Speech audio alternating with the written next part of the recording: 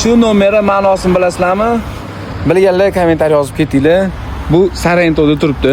Eng full paketda 3.5 motorda, oldi ham orqasi ham tortadi.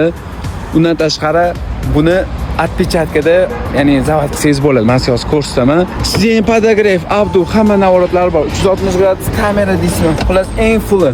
Orqaroqqa kameralari ham bor. Natda отпечатка bor, bundoq ishlatasiz. O'zingizdan boshqa hech kim haydamaydigan qilib qo'ysangiz ham bo'ladi.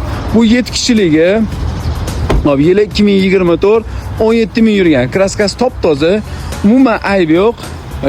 Ideal holatda turibdi. Polностью bron urilgan. Ya'ni bron plyonka. Faqatgina o'sha endi bu menimcha ayb deb hisoblamayman. Bironta qirilgan joyi bor. Endi bu hali bron shilinmaganda, mana shunda kichkina qirilgan joy. Shu kraska teg'izilmagan, umuman ideal holatda mashina. Yaltirab turibdi. Xullas shu mashinaga biz sizlar uchun eng full paketda 49700 narx berdik. Esingizga tushdi. Mana shu mashinaga 49700 yo'qsa baraka qilishingiz mumkin. Faqat shoshilib qolinglar. Mashina lekin nok bo'lib turibdi.